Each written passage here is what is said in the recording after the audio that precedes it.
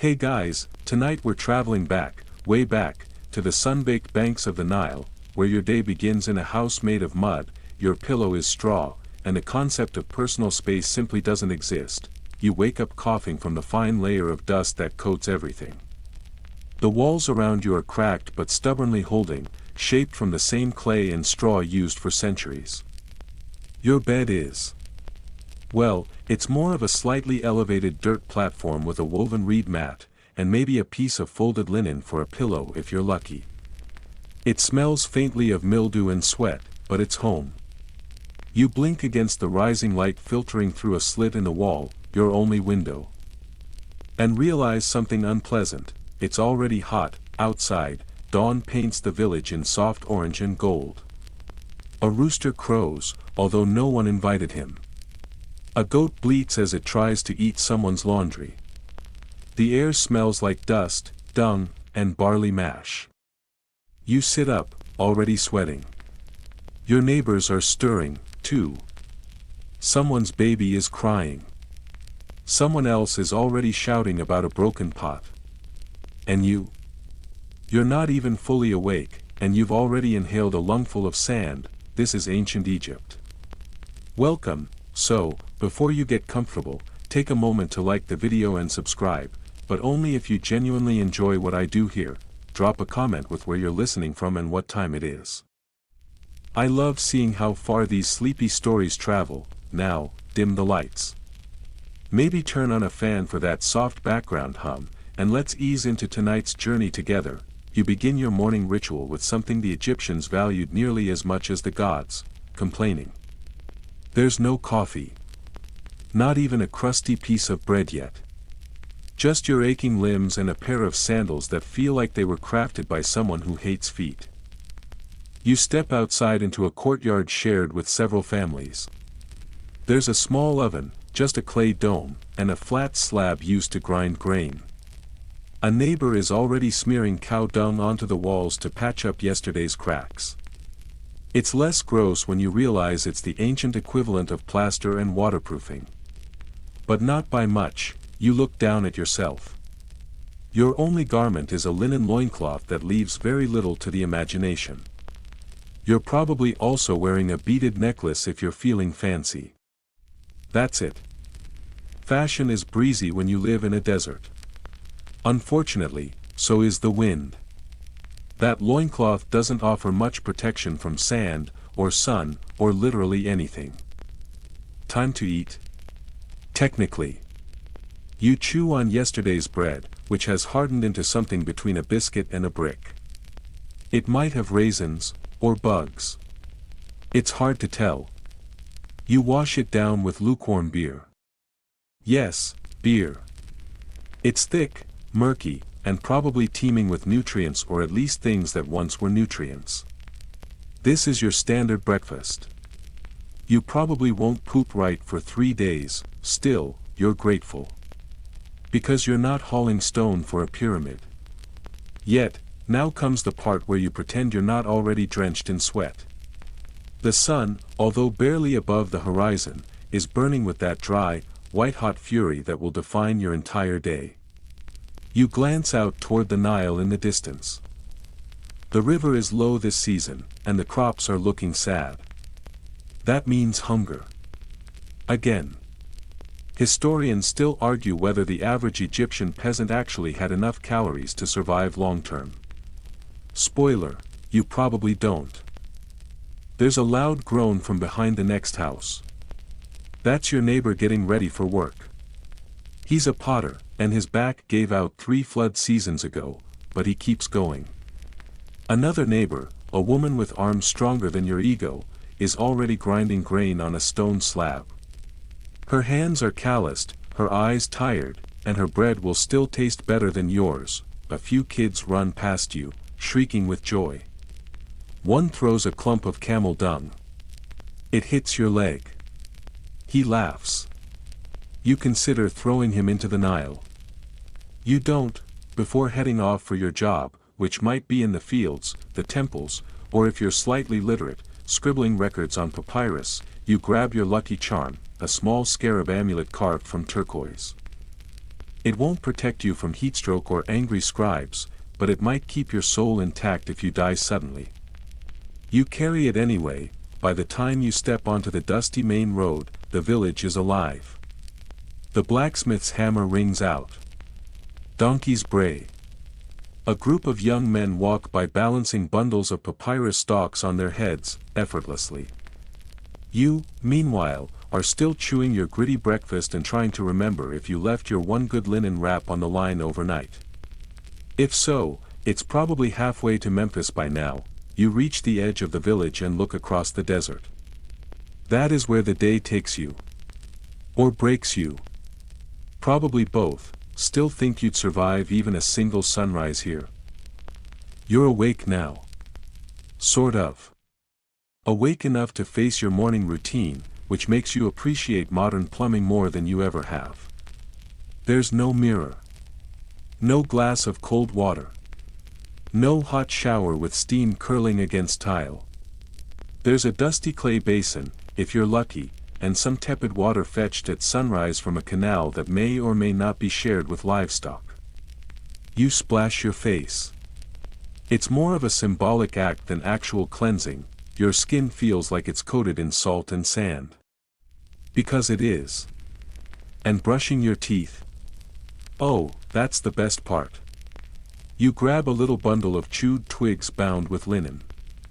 Ancient Egyptians used them as early toothbrushes, often dipped in pastes made of ground ox hooves, burnt eggshell, and powdered pumice stone. That isn't a joke. It's like scraping your mouth with gravel and calling it self-care. You pretend your teeth don't hurt. They do. Everyone's teeth hurt in ancient Egypt. Even royalty. In fact, historians have examined mummies with worn enamel, exposed nerves, and abscesses so bad they probably made daily life miserable.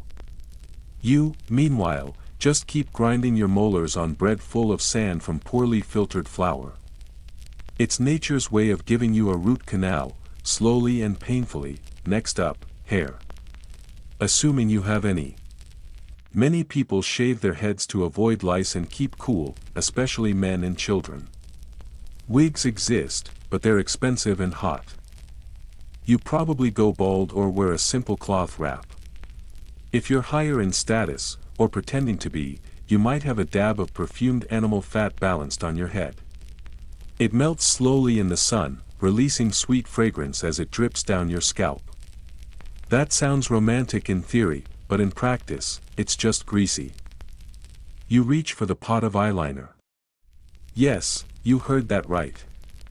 Ancient Egyptians wore kohl, a black substance made from ground galena, a type of lead ore, mixed with animal fat. You line your eyes, not just for style but for practicality. Kohl helps deflect sunlight and reduces eye infections.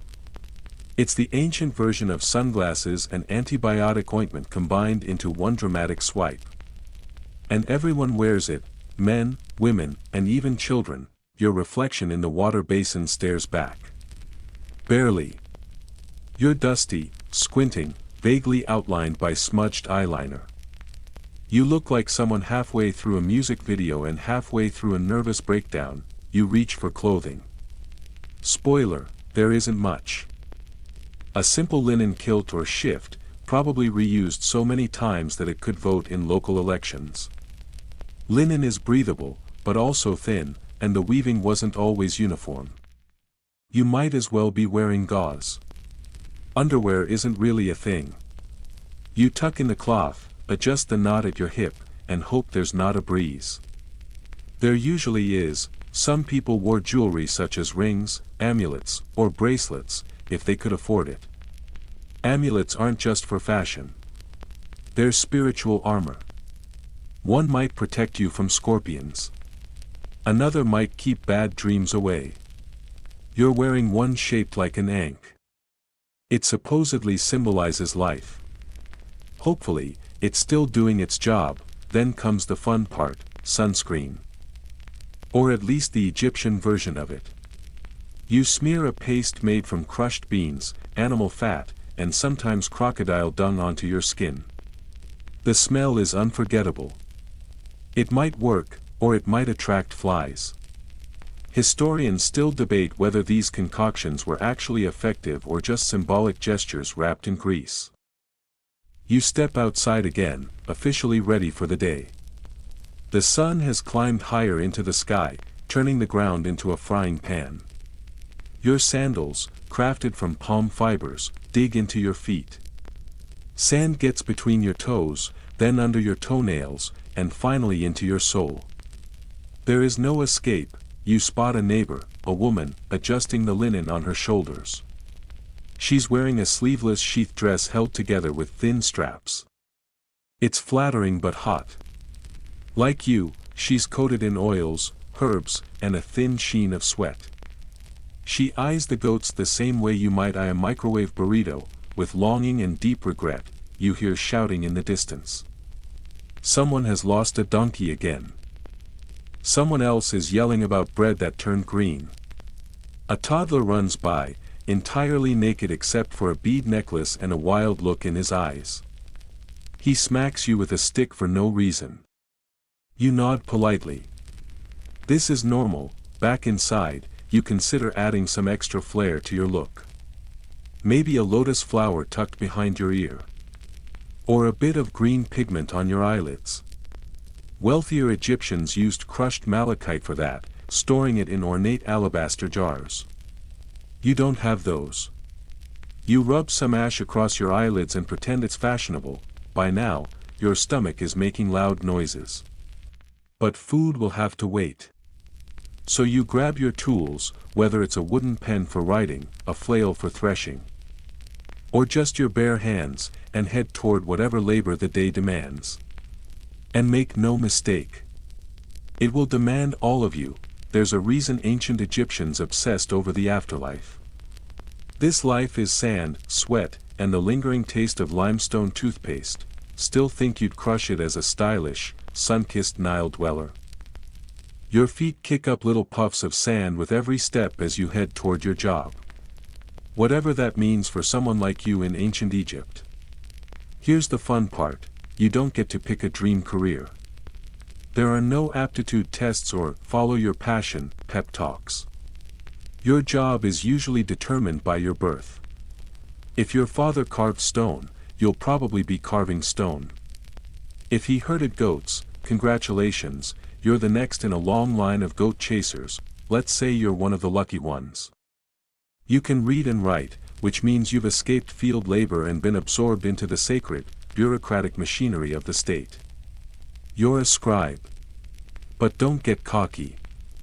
That just means you sit cross-legged for hours, hunched over brittle papyrus, copying lists of grain shipments or temple inventories while fighting off sunstroke and paper cuts. You write in hieratic script, cursive's ancient Egyptian cousin, and your reed pen keeps snapping because quality control is a modern fantasy. Still, being a scribe puts you above most people. You have a roof over your head, a daily beer ration, and maybe, just maybe, your name will be remembered. For a while. Until the next dynasty erases all records because your cousin bet on the wrong pharaoh. Now, if you're not literate, you're probably in the fields. Agricultural work is the spine of Egypt's economy. It's hot, dirty, repetitive, and weirdly spiritual. You wade into flooded plots near the Nile, planting emmer wheat or barley, all while whispering thanks to Happy, the god of the annual flood. The silt is rich, your back is sore, and your sandals are now basically mud flippers. You get paid in kind, measured sacks of grain, beer rations, a few onions, sometimes fish if the river gods are feeling generous. Currency is for tomb inscriptions and the upper class. You deal in calories and favors. Historians still debate whether these barter systems kept the poor afloat or just delayed inevitable starvation during drought years, and if you're especially unfortunate today, you've been conscripted for a government labor project. That might mean hauling bricks, digging irrigation ditches, or, yes, building pyramids. Contrary to popular belief, most pyramid laborers weren't enslaved. They were workers. Tired, dusty, underpaid workers with a great union of complaints and no exit plan.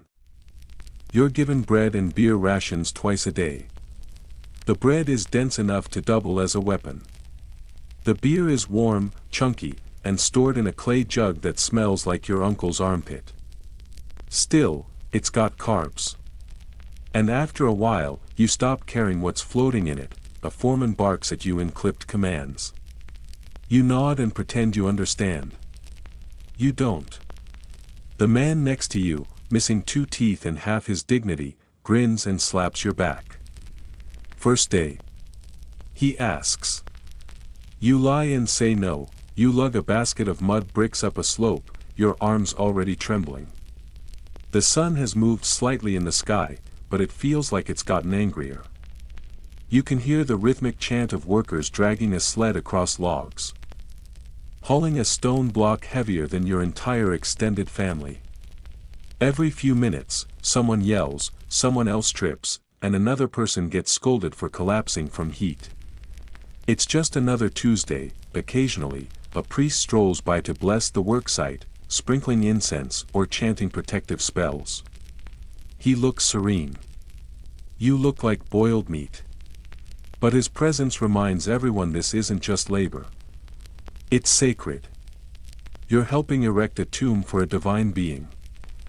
That divine being also demanded gold inlays and private boat access to the afterlife, but let's not get cynical. At midday, you gather with the others for a break. You sit on a sun-scorched rock and peel a date, savoring its sticky sweetness like it's gourmet cuisine. The man beside you offers a salted fish wrapped in papyrus. You take a bite and immediately regret it. It tastes like someone dared a fish to be jerky and then buried it in a spice drawer for a year. Someone starts a work song. It's repetitive, but it keeps the rhythm. You join in half-heartedly, slapping your thighs to the beat. It doesn't make the sun cooler or the bricks lighter, but it reminds you that you're not alone in this dusty symphony of survival. You glance at the river in the distance, glimmering like a promise. Boats drift lazily down its length, ferrying papyrus, fish, and maybe even nobles under shaded canopies. For a brief second, you imagine being one of them. Lounging in scented robes, sipping date wine, dictating orders you never have to carry out yourself, then your supervisor throws a lump of mud at your head, and you remember who you are. By late afternoon, you're starting to feel the burn. Not metaphorically. Literally. Your back stings from sun exposure, and your arms are jelly. You know tomorrow you'll wake up sore, bug-bitten, and possibly allergic to ancient fish. And yet, you're strangely at peace. There's rhythm to the toil. A dusty kind of grace in the repetition. Your muscles ache, but they're doing what they've been trained to do for generations, endure. Before heading home, you scratch your name, a single wobbly symbol, into a soft stone near the site. Just in case someone, someday, wonders who you were. They probably won't. But it's worth a try. You wipe your face, sling the now empty basket onto your back, and trudge back toward your village. The sun may be setting, but the work never really stops. You shuffle along the baked earth path, back to the village, dust clinging to your legs like a second, itchier skin. But you keep stealing glances at the river, the Nile. It's beautiful from afar, glinting gold in the late afternoon sun like the gods poured molten metal across the landscape. But it's not just scenery. It's your lifeline, your calendar, your supermarket, your holy site, and, on bad days, your undertaker. Everything in your world depends on the Nile's moods. Too high, and the floodwaters swallow homes and drown crops. Too low, and the soil turns stubborn, dry, and uncooperative. There's a word for this balance, heka, a sort of sacred harmony. Historians still argue whether Egyptians genuinely believed the river chose to bless or punish them. Or if they just had incredible marketing for seasonal weather. The Nile floods annually, usually between June and September. When it's behaving, it deposits rich black silt onto the fields, turning arid land into fertile plots. Farmers like you, assuming you're a farmer today and not a brick hauler with identity issues, scramble to sow seeds once the waters recede. You move fast, because time is short and the sun has absolutely no chill. You approach the riverbank, hoping to wash off some of the grit. There's a wooden platform nearby, more a suggestion of one than a structure, where others are rinsing tools, animals, and their own crusty feet. You kneel, dip your hands in, and feel immediate relief. The water is cool. Alive. But you also know better than to drink it raw. The Nile is sacred, yes, but it's also home to bacteria, fish poop, and probably at least 3 recently decomposing offerings. As you splash your face, you catch sight of something that makes your stomach drop: crocodile eyes. Just floating there. Watching. They live in the Nile too, particularly down south, and they are not shy. If you're unlucky, they come up on land and drag people in. If you're lucky, they just linger, keeping a tally of who looks the slowest. You back away calmly but quickly and pretend not to have just made a high-pitched noise. Your neighbor, older and missing 2 fingers, possibly from a crocodile, pats your back. "He's a little one," he says with a chuckle. Wait until you meet his mama. You don't laugh.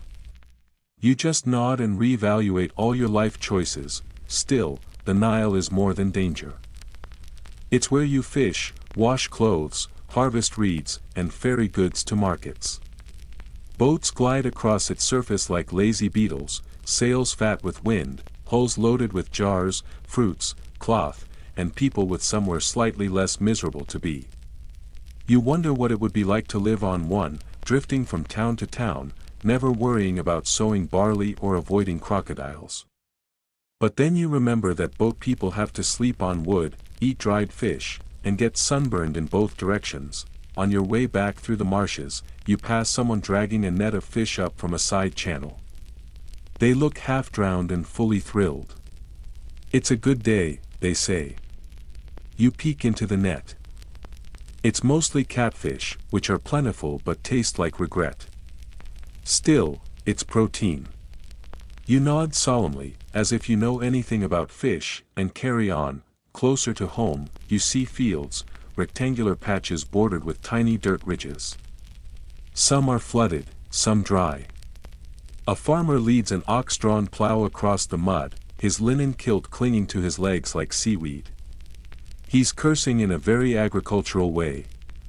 You can't hear the words, but the tone is universal. That's when it hits you, the stench. Fertilizer.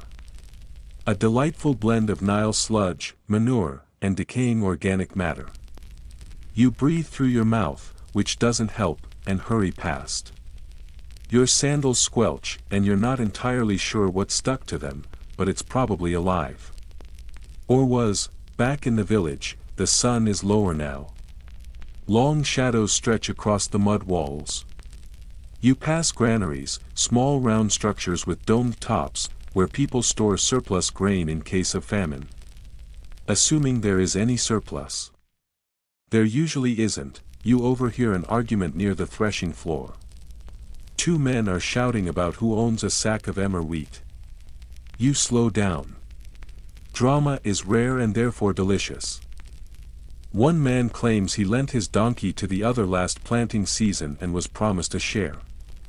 The other denies everything and accuses him of being born with a jackal's tongue. A small crowd has gathered. No punches yet, just verbal haymakers. This is better than whatever dinner you were about to eat. Eventually, a local elder intervenes. She raises a hand, says a prayer to Ma'at, the goddess of truth and order, and tells them to divide the grain. Both grumble but obey. You admire her. She's got the authority of a retired crocodile. Evening comes fast in Egypt. The sky bleeds orange and pink, then purple. You sit on a ledge, watching as people pour water into storage jars, sweep out homes, and chase after runaway chickens. There's a certain rhythm to it all, like a village-wide lullaby. Sweep, scrape, yell, repeat, the Nile glows in the distance. Still powerful. Still quiet. You're tired, sore, and smell like fermented onions, but somehow, in this flickering moment of dusk, you feel oddly lucky, then a mosquito bites your eyelid, and you remember exactly where you are. You're back in your home. If you can call a one-room clay oven with a roof made of palm fronds and prayer home. There's no such thing as personal space. Every breath you take is shared with at least 4 other people, a chicken, and something that might be a cat or a very determined rat. And you smell like the Nile, which is to say, a blend of fish, wet earth, and silent despair. So what do you do now? You freshen up. Or, more accurately, you attempt to armor yourself against the cruelest part of the Egyptian climate, the sun. It never really leaves you. Even at dusk, it lingers like a nosy ant, poking through doorways and creeping in between bricks. Your skin is already starting to crack. Red at the tips of your nose and shoulders. And since your linen wrap provides about as much coverage as a napkin, it's time for protection. Enter ancient Egyptian skin care. You reach for the little alabaster jar on your shelf. Inside is a creamy paste made from castor oil, crushed beans, beeswax, and, brace yourself, crocodile dung. Yes. You're willingly smearing prehistoric poop onto your face. The texture is oddly grainy, like someone folded oatmeal into butter and then dared you to rub it into your pores, but this is your sunscreen, your moisturizer, your anti-aging serum. And maybe, just maybe, a spiritual defense against sun demons. Historians still argue whether these recipes were genuinely functional or just ritual superstition rubbed directly into your T-zone. You don't have time to debate it. You have sunburn to prevent, you lather it on, starting at your nose and working down your chest. The scent is earthy. Like old hay with a sharp tang of regret. But there's something comforting in the ritual. Everyone does it. Even priests and soldiers. Even children. You saw a toddler the other day absolutely shellacked in crocodile paste, looking proud as a goose. Next is fragrance. You reach for a cone of scented fat, solid now but already softening in the heat. You place it gently on top of your shaved head. As the night warms, it will melt down your scalp, releasing perfume made from myrrh and lotus oil. If that sounds unpleasant, consider the alternative. You, unwashed, in a room full of equally unwashed humans, for the next 12 hours. Speaking of smells, it's worth pointing out that ancient Egypt is a festival of odors. Good ones such as incense, flowers, and spices, and truly terrifying ones like sweat, manure, rotting fish, wet linen, and the omnipresent scent of damp clay. You learn to live with it. Or more accurately, you learn to compete with it. Personal fragrance becomes warfare. A statement. I may be covered in sand and mosquito bites, you seem to declare, but I smell like gods and exotic tree sap. You wrap a fresh piece of linen around your waist and check your arms. You consider reapplying coal. Not just for vanity, since it's medicinal, remember. That black line around your eyes, made of crushed galena and oil, helps reduce glare and infections. You smear a fresh line under your lower lids and try to look mysterious. You succeed in looking slightly sweaty and vaguely cursed, but close enough. You notice a visitor at the door. Your cousin, probably, or someone pretending to be. Everyone's a cousin. They compliment your eyeliner. You grunt thanks. They're here to borrow a jar of beer, which means they'll never return it. But you lend it anyway, because saying no invites gossip. And gossip travels faster than crocodiles. Outside, someone's banging on a drum. Not for music, though sometimes it is, but probably for a community announcement. Someone's ox has gone missing. Again. Or someone is starting a ceremony. You ignore it. You're busy moisturizing. On your shelf, next to the dried figs and sacred scarabs, you keep a small copper mirror. You pick it up and glance at your reflection. You look shiny. Your cheeks are red from the sun, and there's a beetle leg stuck to your forehead. But overall, you've looked worse, you remind yourself that the Egyptians valued beauty. It wasn't shallow. It was sacred. They believed cleanliness and grooming were signs of divine order. Looking good wasn't vanity, it was piety. The gods, after all, are perfect. And if you want to impress them, or at least not get smited, you do your best to show up presentable. Even if that means crocodile dung and eyeliner, someone outside yells something about scorpions. You make a mental note to sleep with your sandals turned upside down. Before bed, you rub scented oil onto your wrists. The blend is sharp, with frankincense and cinnamon bark. You also rub some under your arms, because yes, body odor existed long before gym memberships. And because the alternative is social exile, as the last rays of sun vanish behind the horizon, you take one final whiff of yourself and allow a brief moment of smugness. You smell surprisingly pleasant. Like a spicy forest dipped in vinegar. That counts. Tomorrow, you'll sweat it all off.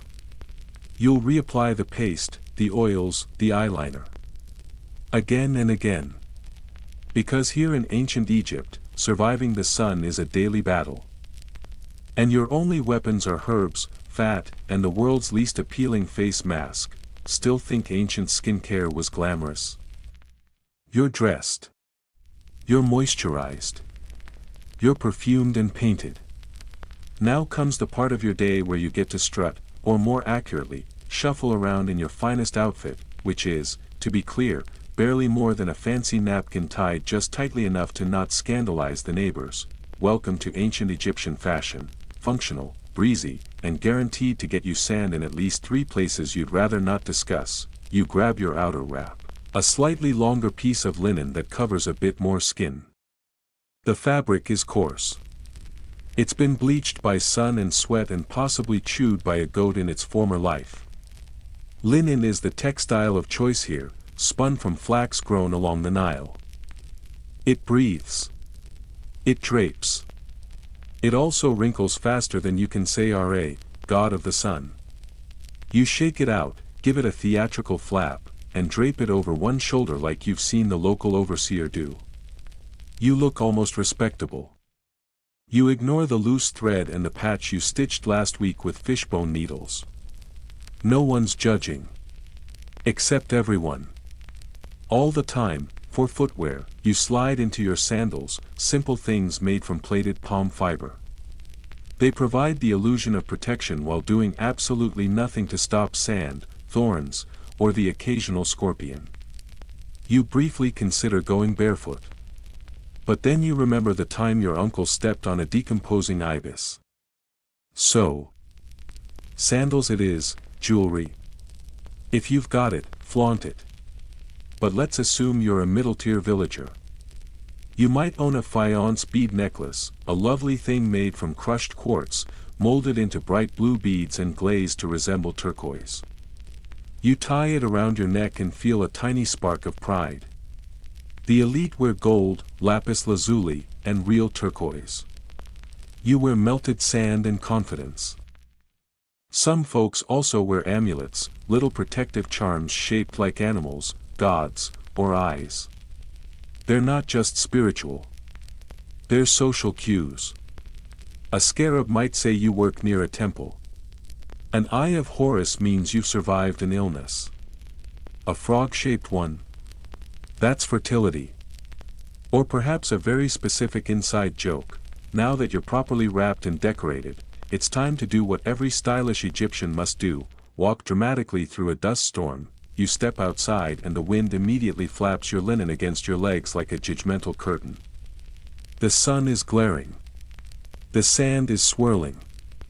Somewhere nearby, someone is loudly failing at tying their sash. The air smells like hot earth and drying onions. As you pass your neighbors, you do the polite thing, a small bow of the head, a murmured blessing from one of the many gods, and no eye contact unless you're ready for a conversation about livestock, dreams, or whose bread was mysteriously undercooked at last week's feast. You pass a group of children playing a game that involves tossing knucklebones and screaming like banshees. One of them is wearing nothing but eyeliner and confidence. Another is draped in a tunic that looks like it was stolen from a priest. You salute them with the gravity of someone who just applied crocodile dung to their skin. They respond by hitting each other with sticks. At the edge of the village, you spot a woman adjusting her dress. It's a full-length sheath made of linen so thin it could qualify as aggressive transparency. She's pinned it at the shoulder with a bone clasp and added a belt of dried reeds. She looks like a goddess until a gust of wind sends her veil into a goat's face. The goat is not amused. Yes, gender rules exist here, but they're more fluid than you'd expect. Men wear kilts. Women wear gowns. But both apply makeup, both wear jewelry, and both participate in rituals of beauty and self-presentation. It's not vanity. It's divine alignment. Looking your best is how you honor the gods. And maybe trick your crush into marrying you. Still, fashion isn't always practical. When you're hauling water, it gets in the way. When you're bending over to thresh grain, it bunches in places that make squatting awkward. But that's the cost of style. And besides, people judge. Especially that one old man who always pretends not to look but definitely looks. You know the one. Occasionally, you see the elites pass through town. Officials in crisp, pleated robes, wearing wigs and perfumed cones so elaborate you half expect them to topple over. Their sandals have gold stitching. Their servants carry fans. Their linen is so white it makes yours look like it was soaked in lentil stew. You try not to stare. But you also wonder what it's like to own more than one outfit. To wear color. Actual color. For most of the population, dyes are rare and expensive. But the wealthy stroll around in garments tinted with saffron, ochre, or even lapis blue, which is so valuable it might as well be woven from Pharaoh's ego. You sigh, tug at your sash, and keep walking. Your next stop is the local market, and appearance matters. People will remember what you wore. They'll remember if your linen was frayed, if your eyeliner smudged, if your amulet was hung upside down. It's not just about looking good. It's about looking right. Looking balanced. Looking like you belong in a world ruled by Ma'at. Goddess of truth, justice, and definitely matching accessories, so you lift your chin, adjust your wrap, and stride forward with the dignity of a person who has spent the last 10 minutes removing a scarab from their shoe. You might be dressed in sweat-stained linen and dried perfume fat, but you've got presence. And in ancient Egypt, presence is power. Still feel like living in gauzy glory? You're back on the move, dressed like a sun-drenched scroll of linen, weaving through the village's dusty alleys on your way to one of the most important and exhausting places in all of ancient Egypt, the temple. No, not for worship exactly. Not today. Today, you're part of the support cast in the divine sitcom of daily life, which means you've been tapped for temple duties. These can range from sacred chores to unglamorous hauling. Either way, your day is about to get holier and sweatier. The temple looms at the end of a wide avenue. Its massive pylons tower like a stone wall between mortals and the gods. The entrance is flanked by statues the size of small houses, each one carved with impeccable detail. Hieroglyphs are etched into their chests like sacred tattoos. Their stony eyes watch you approach with the judgment of 1,000 lifetimes. You step inside. The temperature drops immediately. Cool, still air wraps around you like a sigh. It smells of incense, old stone, and secrets. The temple is laid out like a maze. Halls narrow. Light fades. Ceilings rise until you feel like you're shrinking. It's designed to make you feel small. It's working. You're not a priest, not even a novice. But you have a task. Maybe it's sweeping the floor, preparing offerings, or hauling bundles of papyrus for the scribes. Maybe you're scrubbing sacred vessels with water blessed by someone holier than you. That includes basically everyone. You join a line of others, all bustling quietly under the eye of a temple overseer whose stern expression suggests he hasn't smiled since the 3rd dynasty. He hands you a basket of bread loaves and dried fish, offerings to one of the many gods housed here. You're told not to eat them. You think very seriously about doing it anyway. As you shuffle past murals of gods with animal heads, falcons, jackals, crocodiles, you remind yourself that these aren't just pretty pictures. These are living, breathing presences to the ancient mind. Horus watches with hawk eyes. Thoth waits to record your thoughts. Even the floor tiles feel sacred. You tread lightly. There's a side chamber filled with incense smoke, where two priests chant low hymns in a rhythmic cadence. The language is half understandable, half ancient song. Their skin glistens with sacred oil. You try not to cough. You fail. The smoke smells like frankincense, honey, and burning patience. One of your jobs involves hauling water. Buckets slosh and strain against your arms as you transport them from a sacred pool to the inner sanctum. The water must be clean, blessed, and poured without spilling. You spill a little. The priest behind you sighs so loudly it probably startles the dead. You pass a statue of Hathor, the cow-headed goddess of joy and motherhood. She's painted with faded colors but still radiates gentleness. Someone has placed lotus flowers at her feet. You pause, bow your head, and murmur a silent hope that your knees won't give out before lunch. Elsewhere in the temple, scribes sit on low stools, furiously writing on papyrus scrolls. They're recording prayers, land deeds, and maybe even which servant forgot to bring the figs this morning.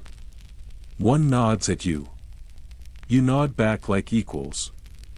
You are not equals. Then you're sent to the storeroom, a long narrow chamber stacked with jars.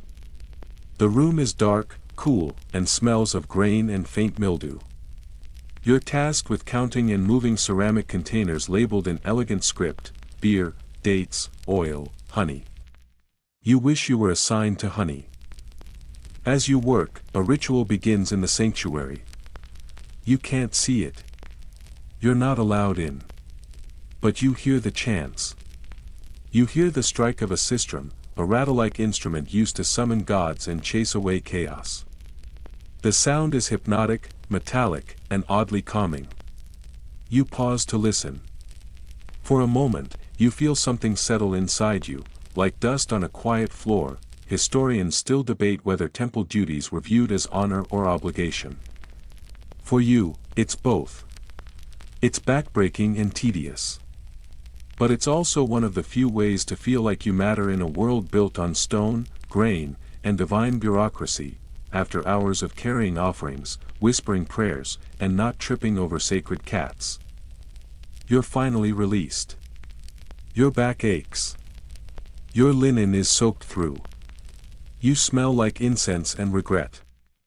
But there's a strange satisfaction in it. You served the gods. You didn't drop anything important. You weren't cursed. That's a win. As you leave, the sun stings your eyes. Outside, the temple walls glow with a heat that could cook a fish in 5 minutes. You shade your face, glance over your shoulder one last time, and nod to the silent statues. The temple doesn't thank you. It never does. But it doesn't smite you either. That's enough. On your way home, someone asks if you've been blessed today. You consider your answer: you didn't die in the inner sanctum. Your sandals didn't fall apart. And no crocodiles showed up in the holy water, so yeah. You've been blessed. You're off temple duty and finally heading somewhere with fewer gods and slightly more shouting: the market. It's not just a place to shop. It's a full-on performance. Every stall is a miniature drama. Every vendor is an aspiring pharaoh of their own 3-square-foot empire. If you thought religion ran ancient Egypt, you've never seen two people fight over lentils.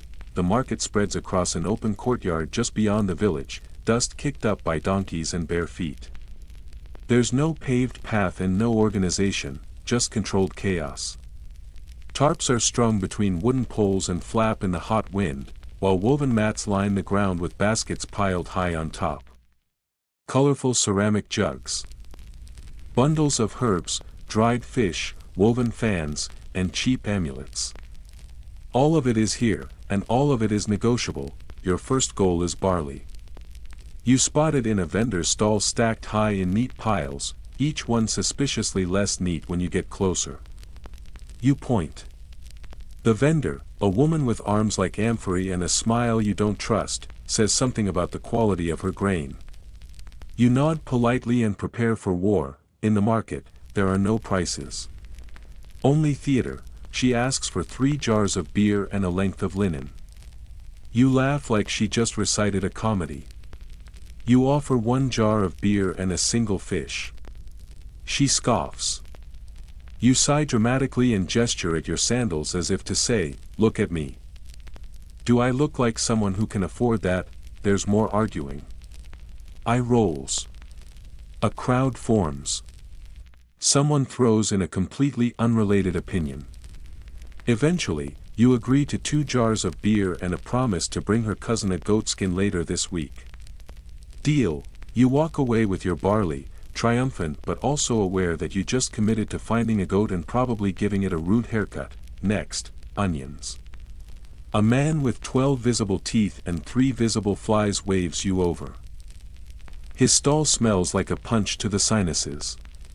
He gestures to his produce proudly. Bulbs are stacked like little pyramids. You pick one up. It's soft. He sees your expression and grabs another. You haggle. Again. The onion will haunt you for days, but at least it's yours. Further down the market path, you pass rows of fish drying on woven racks.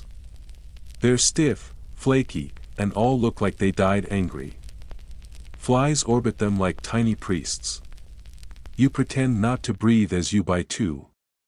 One will be dinner. The other will probably become a chew toy for the cat or the rat, depending who gets there first. You also pick up a small vial of oil, a fresh reed pen, and, on impulse, a tiny clay figure shaped like a baboon. Why? Because it looked at you funny and now you're emotionally invested. In between transactions, you listen. Gossip moves faster than the Nile flood. You hear about a scribe caught sneaking bread from temple stores. About someone's cousin marrying a girl who speaks 3 dialects and owns her own donkey. About a priest who may or may not have turned into a cat. No one agrees on that one. One of your favorite stalls is run by an old woman who sells spells and charms. Her table is a mess of beads, feathers, papyrus scraps, and animal teeth. She peers at you, wrinkles deeper than hieroglyphs. Protection from bad dreams? She asks. You blink. You hadn't said anything. You hand her a dried fig in exchange for a tiny pouch of mystery herbs. She cackles. You hope it works. Historians still argue how much of the market was economic and how much was social. For you, it's both. It's where you trade, yes, but also where you stay visible, stay relevant, stay in the loop. Not showing up is suspicious. It means you're sick, cursed, or worse, boring. Before you leave, you pass the pottery vendors. One man is sculpting a new jar with skilled, sun-darkened hands. His foot spins the wheel while he shapes the wet clay. You marvel at the smooth rhythm of it. His wife stamps the bottom with a sigil. Each piece tells a story, ownership, function, even social rank. You ask how much a small cup costs. He shrugs. What have you got? You barter a half stick of incense and one really compelling compliment. You walk away with the cup. The sun is lowering now. Shadows stretch long between the stalls. Some vendors are packing up. Others shout their last deals of the day. A kid runs by with a stolen fig in one hand and a broom chasing him in the other. You balance your new belongings, barley, onions, dead fish, magic herbs, suspicious cup, on a woven basket. You're not rich. You're not poor. You're someone who got through another market day without being conned, cursed, or clonked with a pottery shard. That's a good day. On your way back through the thinning crowd, a man offers you a date for free. You take it. It's dry and a little bitter. But the gesture is kind. That's rare currency here. You walk home with the rhythm of the market still echoing in your ears. Shouting, laughter, bartering, chanting. It's not just noise. It's the heartbeat of Egypt. Still think you'd enjoy an afternoon shop in ancient luxury? You finally arrive home, basket full, limbs aching, stomach grumbling like an angry hippo. But the second you sneeze, probably from all the incense dust or fish flakes, you realize something. You're sick. Not in a dramatic, fetch the embalmer way. Not yet. But your throat's scratchy, your joints creak like a wooden shrine door, and your head is pounding like someone's testing drums in your skull. Time for a trip to the ancient Egyptian medicine cabinet, which is imaginative, if nothing else. You slump against the wall of your home and pull out a small clay jar. Inside is moldy bread. Not because someone forgot to clean the pantry, but because mold was actually used medicinally. That's right. Some healers used moldy bread as a primitive antibiotic. They didn't know what penicillin was, but they noticed infections healed faster when wrapped in rotten crumbs. You smear some on your sore throat with a grimace, trying not to think about what's living in it now. Next, you reach for a piece of papyrus rolled tightly and bound with twine. On it, in faded ink, are handwritten spells. It might be your grandmother's collection. Egyptians didn't separate medicine from magic. A cough wasn't just an ailment. It was an imbalance of the body, the gods, or perhaps something caused by an angry spirit in your spleen. You mutter the words softly under your breath, begone. Sickness. Begone, breath thief. By the name of Sekhmet and the tail of the sacred cat, I command you to flee. It sounds dramatic, but honestly, at this point, you'll try anything. Next step, potions. You mix crushed dates, honey, garlic, and hold your nose, some goose fat. It's supposed to be an anti-inflammatory elixir. You gulp it down like a hero.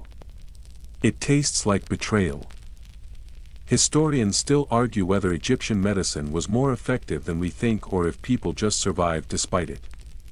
Some treatments were surprisingly advanced.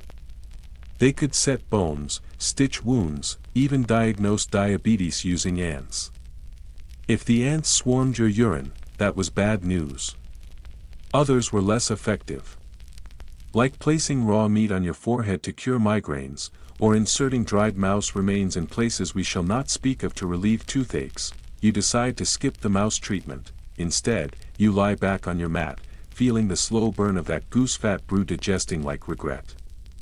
Someone nearby is singing a lullaby to a baby. Someone else is coughing. Another person is loudly announcing that their neighbor's goat has eaten their laundry again. You close your eyes. Suddenly, your cousin bursts through the curtain. They take one look at you and gasp. You look cursed. You groan. I'm just tired. They nod solemnly. That's how the curse begins. Before you can argue, they're rummaging through their satchel. They pull out a wax figure shaped like a lizard and a pouch of dried herbs. You don't ask. They wave the lizard over your head, mutter something that sounds like begone phlegm demon, then light a piece of resin on a clay dish. Smoke curls upward, catching in your nose. The lizard doesn't work. But the resin smells nice. Later that evening, an old woman comes by to check on you. She calls herself a sunu, a healer. You know she's legit because she has no patience for nonsense and smells like 7 types of root. She examines your eyes, pokes your ribs, asks you how often you urinate, and you answer very vaguely. Then she prescribes a salve made from crushed frankincense, honey, and ox bile. You consider pretending to be cured on the spot. But she glares until you accept the jar. She also hands you a charm, an amulet shaped like the Eye of Horus, known for protecting health and restoring harmony. You kiss it and tie it around your neck. Superstition or not, you're not taking chances, as she leaves. She warns, don't lie flat tonight. The sickness might climb your chest. You nod. Then immediately lie flat. Night comes. Your head throbs. Your chest feels heavy. But despite the discomfort, and the mystery salve slowly sliding off your neck, you feel oddly cared for. Even in this ancient world of flies and firelight, people are looking out for each other in their own, weird, goat-fat-smelling way. Somewhere across the village, a funeral chant begins. Low, rhythmic, mournful. You wonder who passed. Maybe someone who didn't drink enough date and garlic tea. Maybe someone who let the phlegm demon win. You clutch your amulet tighter, still think you'd survive ancient healthcare. You wake up groggy, sweat-slicked, with your head full of fog and your mouth tasting like regret-flavored sandstone. You're not dead. Congrats. But you're also not exactly thriving. The amulet did its best. The goose fat? Debatable. And the spell? Well, the phlegm demon seems more annoyed than banished, but there's no time to wallow, because today, the world expects things from you. And if you happen to be a woman in ancient Egypt, that expectation comes double-wrapped in linen and social contradiction. In some ways, you have surprising freedom. Ancient Egyptian women could own property, initiate divorce, run businesses, and even become priestesses or physicians. You might even manage your own estate if your husband's off building pyramids or tragically devoured by a crocodile. Historians often marvel at how legally empowered Egyptian women were compared to their counterparts in, say, Greece. But legal rights don't always equal an easy life. Let's say you're married. That means your day begins before sunrise, elbow deep in dough. You grind grain by hand, using a stone slab and a smaller hand stone, rhythmically crushing the life out of emmer wheat. It's meditative, until your shoulder goes numb. You bake bread in an outdoor oven, hoping it rises, doesn't burn, and doesn't attract the neighbor's dog. You also manage the household. Cleaning, weaving, fetching water, brewing beer, raising kids, offering prayers, and probably sewing a tunic with one hand while cradling a goat in the other. It's multitasking on heroic levels. Got children? Then your day comes with bonus chaos. Toddlers roam free-range style, smeared in honey and dirt. You strap a baby to your back, bark orders at older kids, and try to keep them from sticking their fingers in fire or their faces in frog water. Pregnancy. That's its own saga. You might use a fertility charm shaped like the hippo goddess Tauret or sleep with a natron-filled pillow under your neck. Once you're pregnant, you'll consult a birth brick, a low stool with symbols of protection to help during labor. Midwives chant spells, and birth happens squatting or kneeling, with sweat, grit, and maybe a carved frog amulet clenched between your teeth. Historians still argue how much of ancient birth rituals were symbolic versus practical.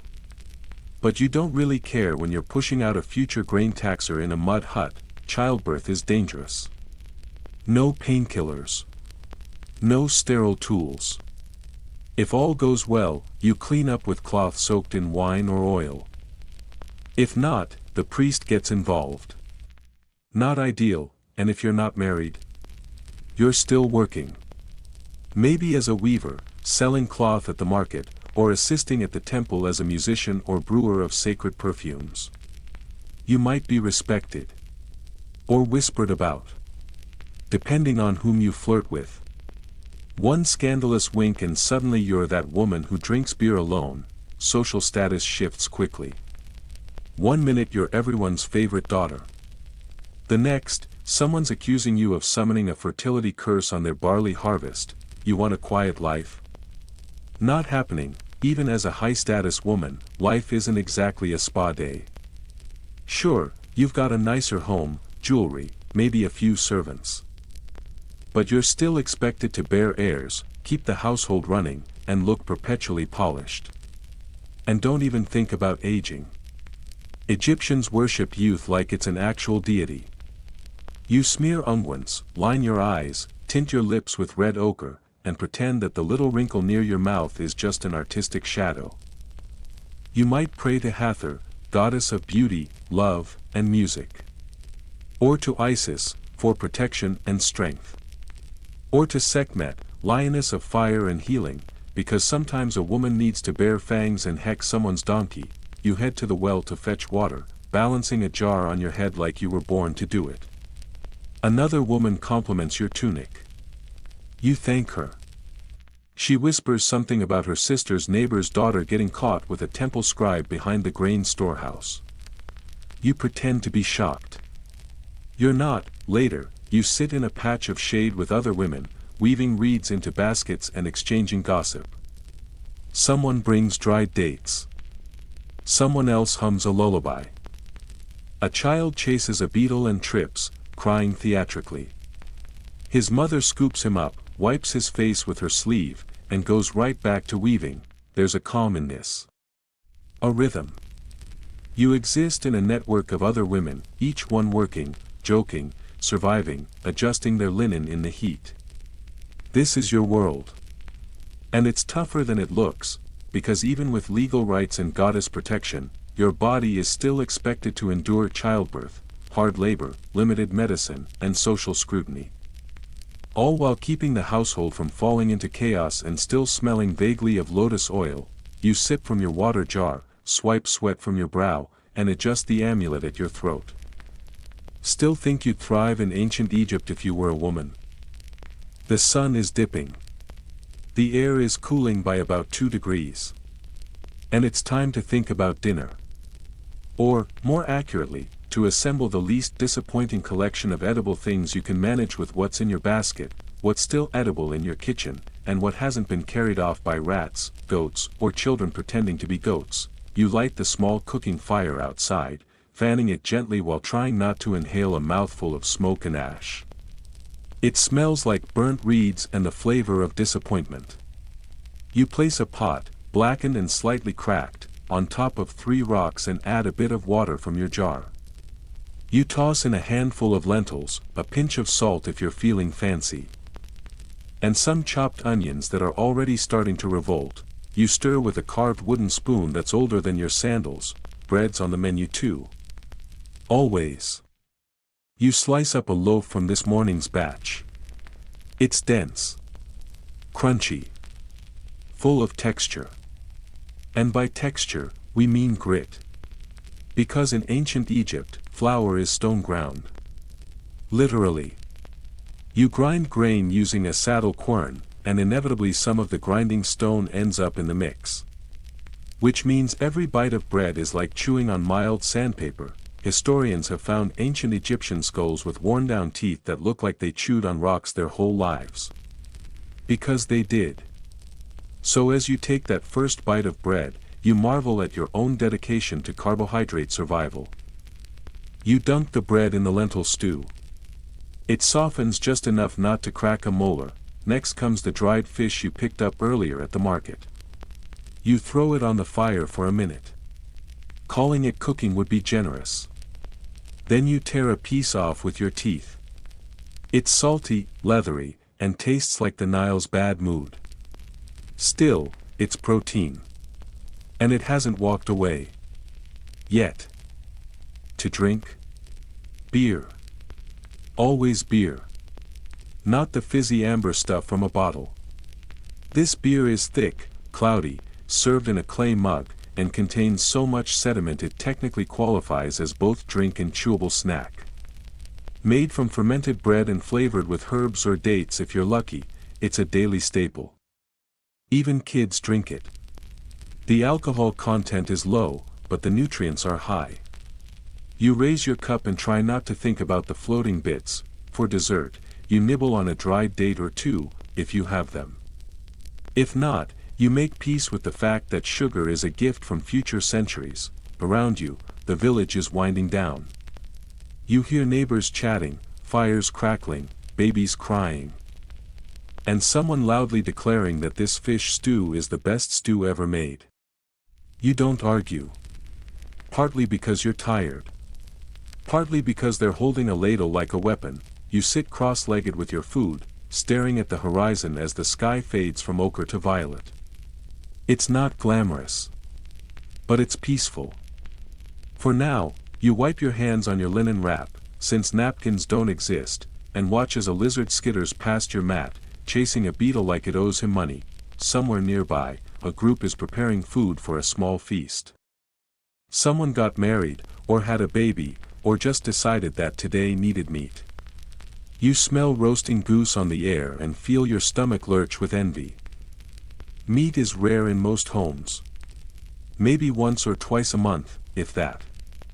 Chickens, ducks, and geese are prized possessions. Most end up as offerings to the gods before anyone gets a bite. You briefly fantasize about stealing a drumstick and making a run for it. Then you remember the last guy who tried that.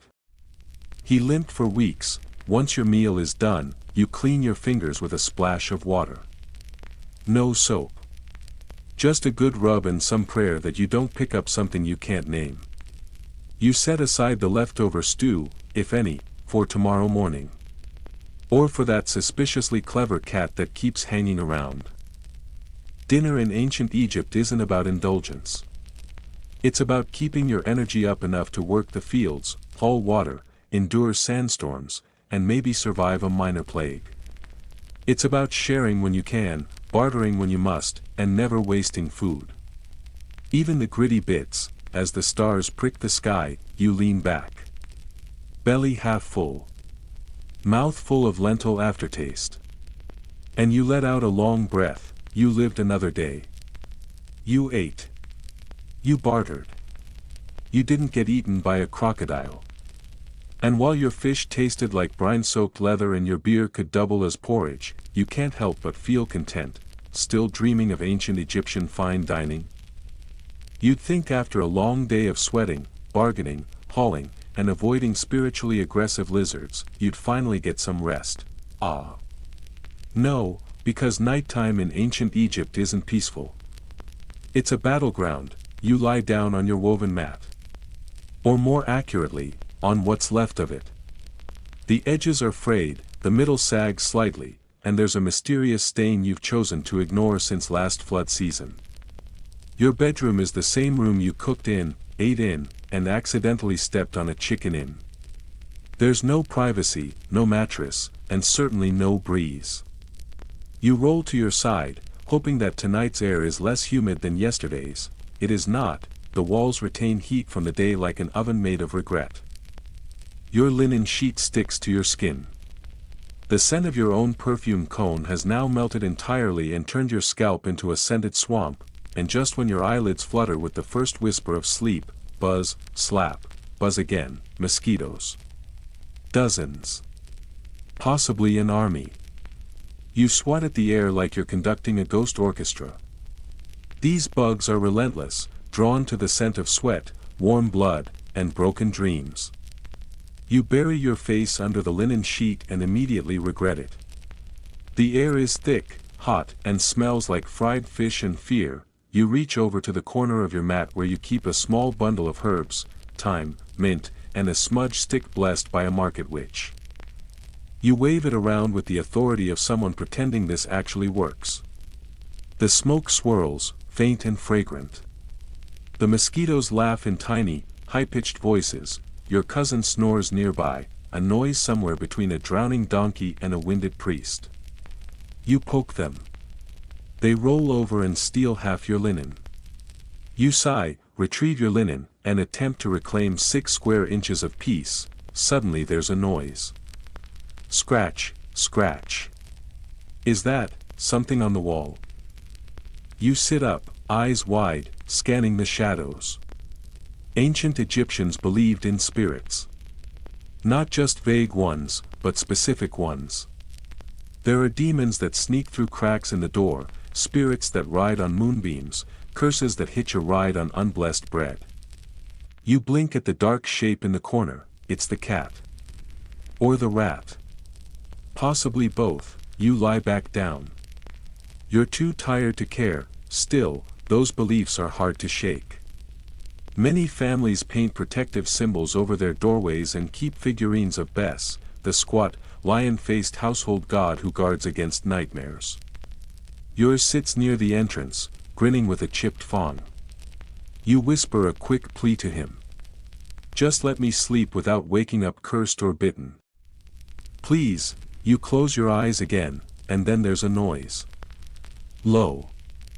Rhythmic, thud, thud, thud. You crack one eye open. It's a procession. A funeral, probably. Night burials are common in certain regions. Cooler temperatures. Quieter streets.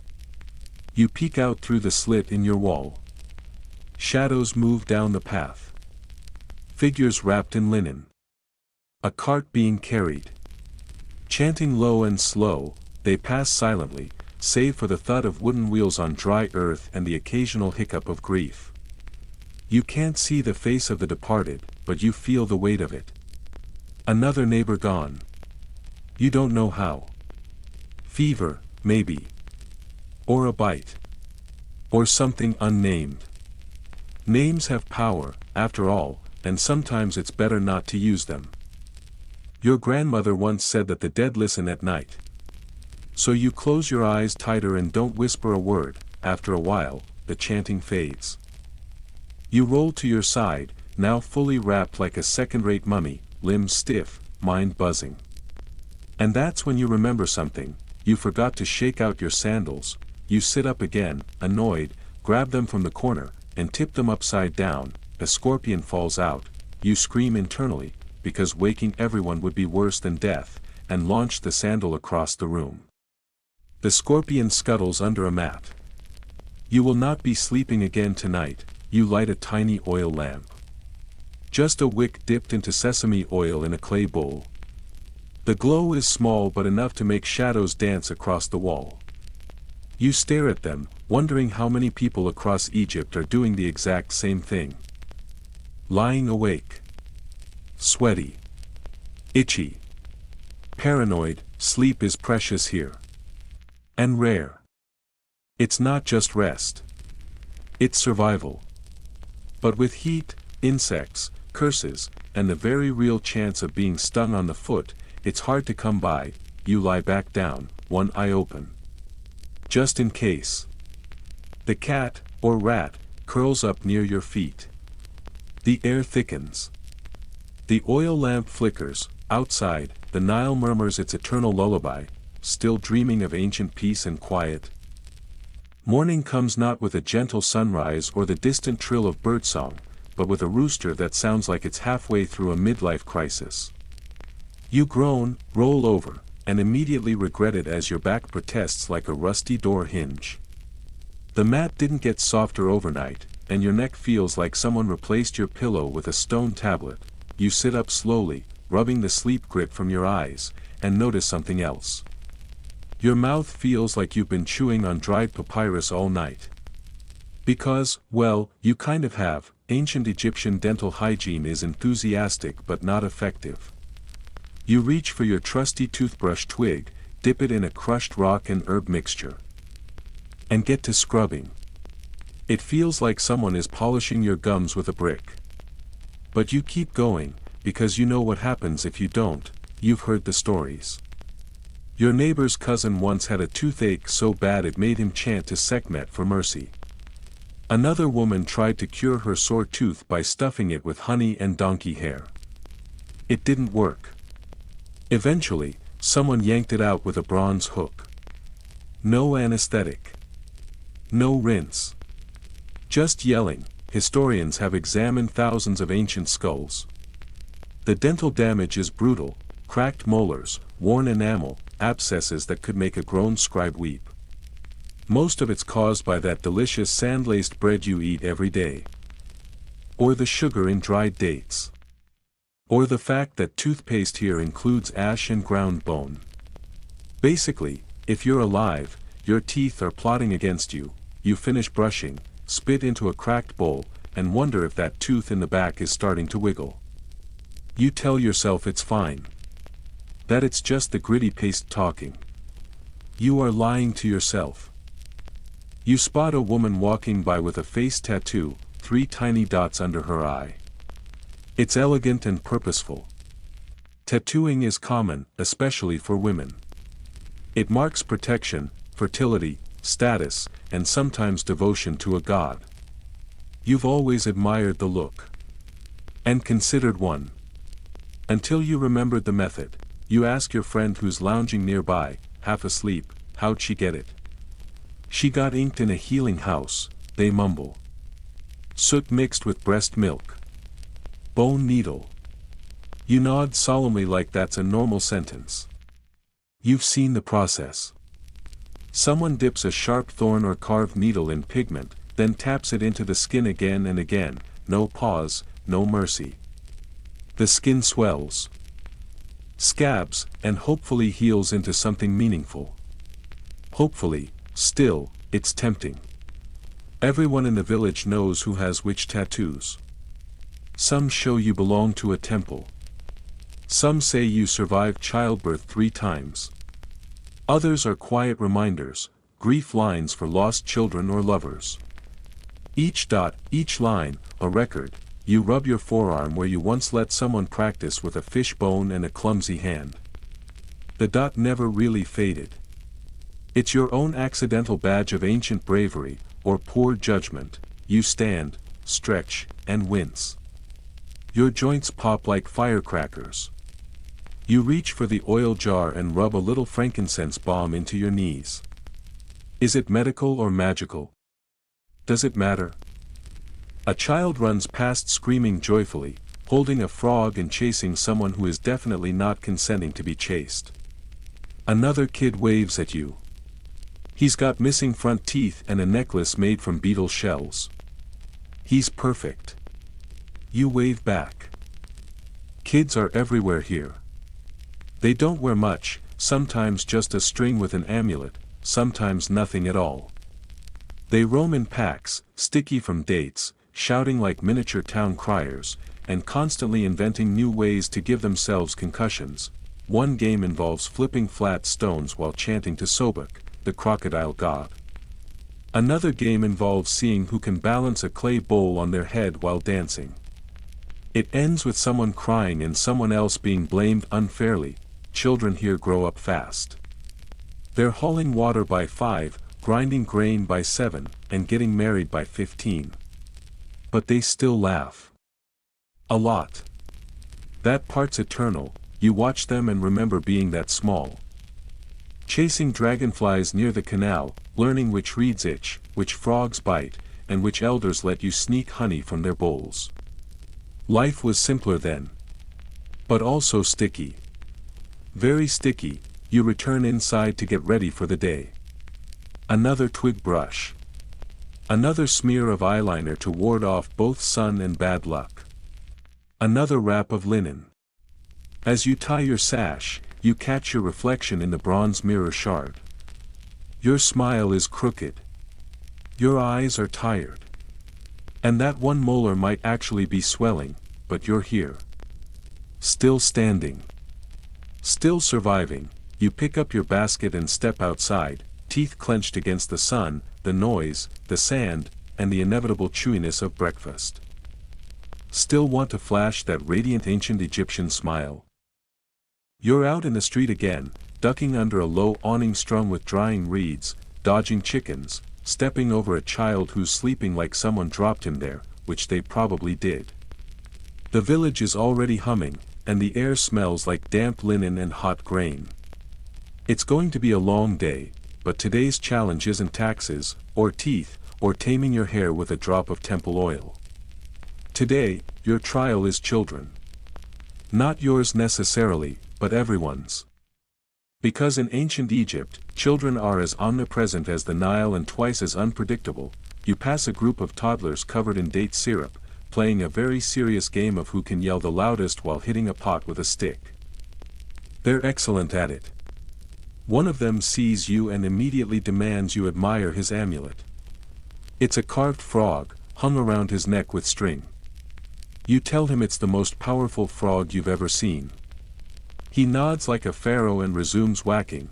Children in ancient Egypt are loud, fast, barefoot, and covered in dust, paint, or questionable substances at all times. And they're everywhere.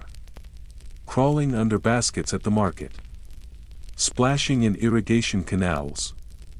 following temple processions like miniature acolytes with short attention spans. If you have kids, and odds are you do, you're already an expert in multitasking. You stir a pot with one hand, balance a baby on your hip with the other, and shout instructions at two other children who are definitely up to something involving bees. You've learned to hear silence as a warning sign. Clothing is optional. Most kids go completely bare until they're about 6 or 7, especially in the heat. Some wear protective amulets or charms, commonly shaped like Bes, the dwarf god who protects children, households, and parties that get out of hand. Bes is a favorite. He's fierce, fun, and looks like he could beat up a curse before breakfast. You call for your eldest, a girl of maybe 9, to help grind grain. She groans but obeys. Already, she knows the rhythm of the saddle quern, the weight of the hand stone. She can balance a jar on her head without spilling a drop, but still can't remember where she left her sandals, and that's the thing about kids here. They grow up fast, because they have to.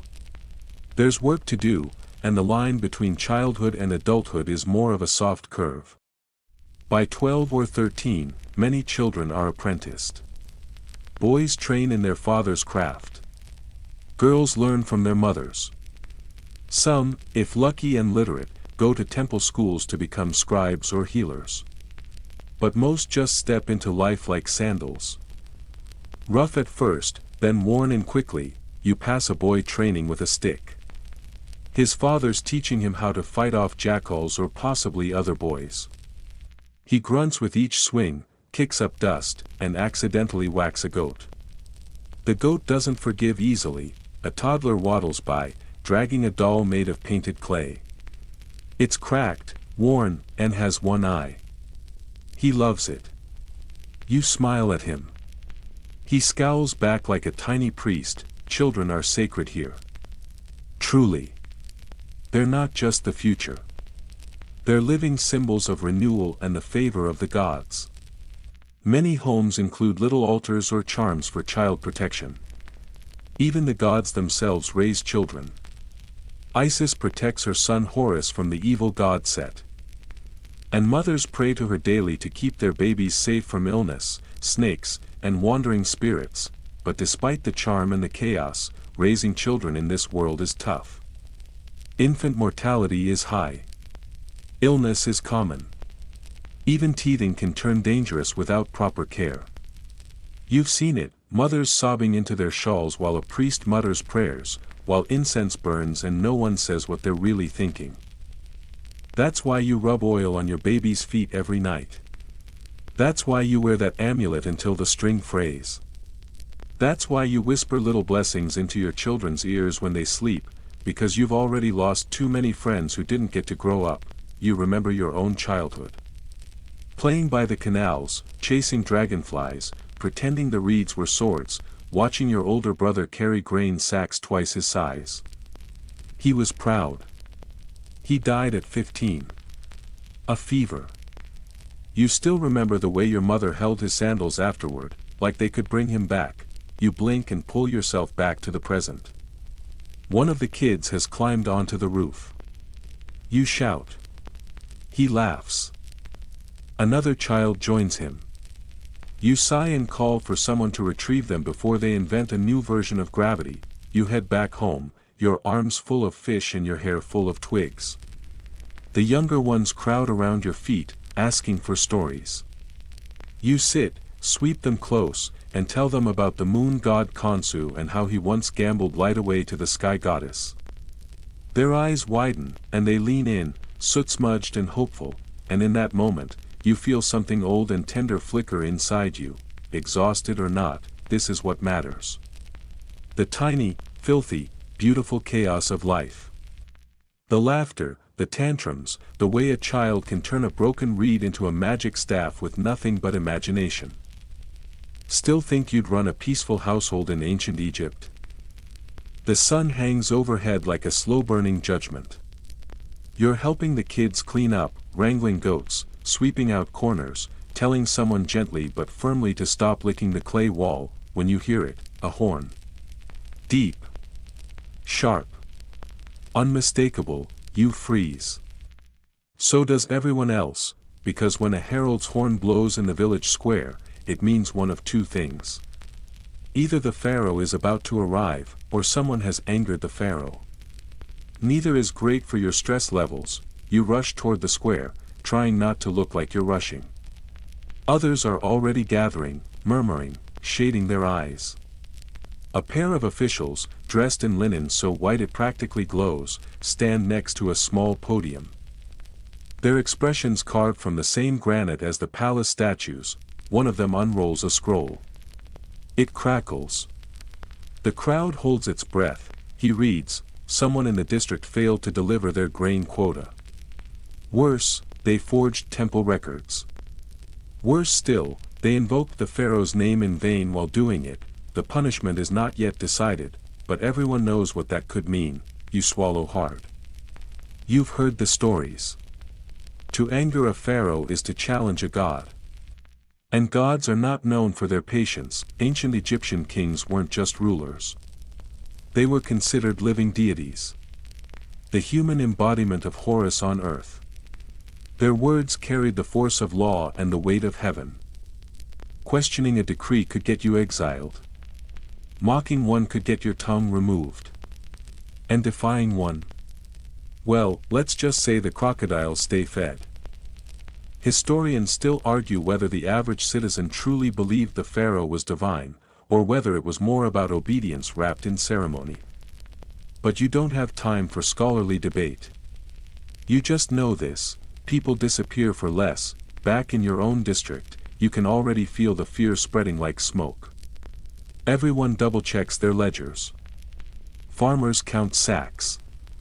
Bakers inspect bread loaves like they expect a divine audit. Even the temple priest looks jumpier than usual. You remember last season, when a tax collector went missing. One day he was demanding extra fish. The next, his sandals were found by the river. Crocodiles, maybe. But everyone whispered about the pharaoh's scribes.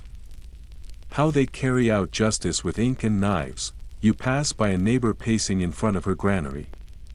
She's muttering numbers under her breath, rubbing her forehead like she's trying to remember whether she actually did cheat the weights last harvest. You don't ask. You just hand her a cup of barley beer and keep walking, because here's the truth. Punishment in ancient Egypt could be swift, creative, and extremely public. Minor infractions might mean fines, lashes, or forced labor. More serious ones could lead to mutilation, exile, or, if you're unlucky, erasure. That's right. Damnatio memoriae, Egyptian style. If you truly angered the throne, they didn't just punish your body. They erased your existence. Your name scraped off temple walls. Your image chiseled away. Your records deleted from scrolls. As if you'd never lived. And in a culture where the afterlife depends on your name being remembered, that's not just death. That's eternal oblivion. You shiver and rub your own name amulet. Simple, scratched, but still yours. Back at your home, the kids are wide-eyed. One whispers, asking if there will be a trial. You shrug. Maybe, in reality, trials did exist. Courts of law, witnesses, oaths sworn on sacred idols. But if the crime touched temple property or royal decrees, the trial was more like a polite performance. The outcome had already been decided. You just got to choose your last meal. Later in the day, the sun begins to slide down, but the tension remains. You help unload a grain shipment, stacking it carefully, counting aloud just loud enough for the neighbors to hear. Let no one say you're shorting the gods. You overhear talk of someone being summoned to Memphis. Not for punishment, someone says. A promotion. No one believes it. As evening falls, you light a candle and look out toward the horizon. Somewhere far away, the pharaoh sits on a gilded throne, possibly being fanned by servants, fed figs, and deciding who to favor and who to forget. You wonder what it's like, living in the palace. Surrounded by luxury, cut off from daily life, believed to be part god, part man, part absolute mystery. you wonder if the Pharaoh has ever tasted your bread, you wonder if they'd like it, then a goat screams. You rush to pull your laundry off the line before someone's animal eats your last clean wrap. The Pharaoh may be a god, but you're just trying to keep your name from being scratched off history, still dreaming of ruling like a god king. You wake up before the sun again. Today is different, you've been summoned. Not by the gods, thankfully, but by the overseer. That can only mean one thing. You're being sent to the construction crew. You don't ask what you're building. You already know, it's the same thing everyone's been building since memory began, a pyramid. You gulp down your morning bread without chewing. You know it'll turn to gravel in your mouth anyway. You sling a small sack over your shoulder, tie your linen wrap tighter than usual, and say a silent prayer to any deity that will listen. You arrive at the site before the sun has fully stretched its claws over the desert. The landscape is pale and glowing, as if the sand itself is holding its breath. In the distance, a massive triangular silhouette rises against the horizon, surrounded by scaffolding, ropes, and shouts. It looks eternal, it feels like punishment. You report to the foreman, a man whose skin is the color of sun-baked cedar and whose face holds the permanent squint of someone who hasn't had a proper nap since the last dynasty. He nods, points, and says simply, "Hauling crew." You sigh. Here's the thing. Pyramids weren't built by enslaved people, like popular myths say. They were built by workers. Ordinary people. Farmers during the off-season. Artisans. Volunteers. Sort of, you're given a job on a team dragging limestone blocks from the quarry to the site. The stones are massive, some as big as an ox cart, and they sit on wooden sledges. It's your job to haul them, alongside 30 other exhausted, sand-crusted villagers like yourself. The first thing you notice is that it's not just hard. It's absurd, the weight is crushing. The ropes dig into your palms. The sand shifts under your feet. And the foreman keeps shouting, "Pull like it's going to help." Someone chants a rhythm to keep everyone in sync. For Ra. For Ma'at. For your next beer, you pull. You chant. You try not to collapse. Historians still argue about the mechanics of pyramid construction. Ramps. Pulleys. Alien contractors. You don't care. You're too busy trying to stay upright as your calf muscles scream and your knees beg for divine intervention. At some point, a scribe walks by, jotting notes on a scroll. You glare at him. He waves cheerfully. You mentally hurl a brick at his head. Later, you get a break. You drink thick beer from a communal jug and gnaw on a figure. Someone shares dried fish. You chew. You regret it. You chew again. You chat with another worker, a woman from a village upstream. She tells you her uncle once slipped on the ramp and broke his leg. He still walks with a cane made from a broken chisel. You both laugh like that's funny. It kind of is. Then it's back to hauling. The sun rises. The sweat pours. Your linen sticks to your back like wet paper. Occasionally, you see artists at work, sculpting reliefs on the limestone walls, carving prayers to the sun god, painting scenes of the afterlife. Their hands are steady. Their eyes calm.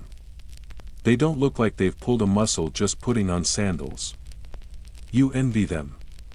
Then a fly lands in your eye and the envy dies. By midday, your arms are jelly, your back is bent, and your mouth is full of dust. You pause to look up at the pyramid. So tall. So silent. It doesn't care about your blisters or your sunburn. It just waits to be finished. You wonder what it's for. A tomb, sure. But more than that, it's a symbol. Of power. Of permanence. Of legacy carved into the landscape. You wonder who'll be buried there. A king, obviously. Wrapped in linens, surrounded by gold, with enough jars of pickled organs to start a very confusing restaurant. Maybe someone will mention your name in the records. The worker who hauled the 33rd block from the southeast quarry, more likely, they won't, after lunch, you're reassigned. Now you're moving rubble away from the construction ramp. It's lighter work, but dustier.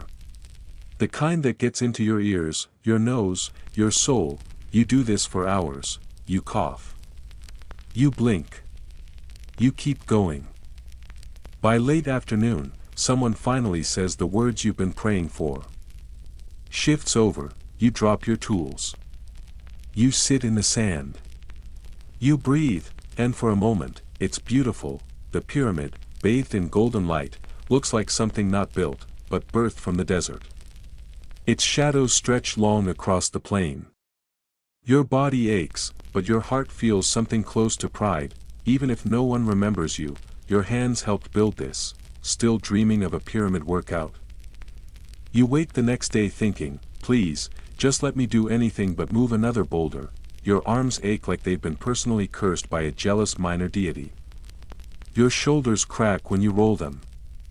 Your back creaks when you breathe. But your name isn't on the labor list today. That means you're being sent somewhere worse, the palace, unless you're born into the upper echelons of society, or you've successfully bribed, flattered, or married your way upward. You don't exactly visit the royal palace. You serve in it. And palace work is a mix of privilege, precision, and low-level paranoia. The building itself is impressive. Whitewashed walls. Columns lined with lotus motifs. Tall painted ceilings that make you feel like a bug in someone's very sacred cereal bowl. But don't get too comfortable.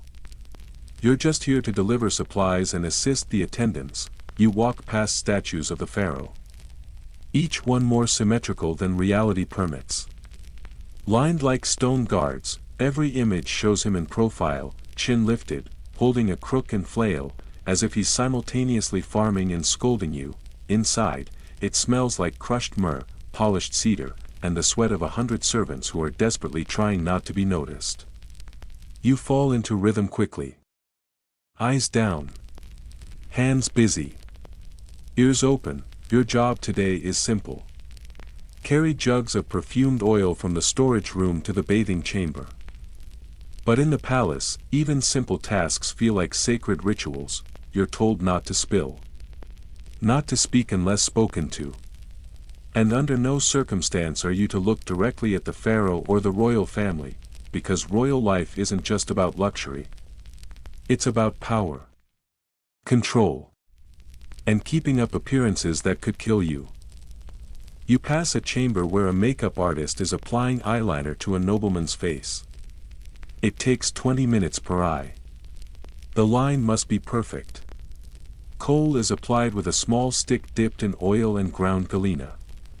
It's for beauty, yes, but also to ward off evil.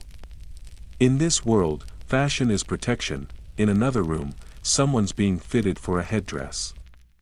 It's made of beads, gold leaf, and what looks like enough lapis lazuli to bankrupt a minor temple. She sneezes.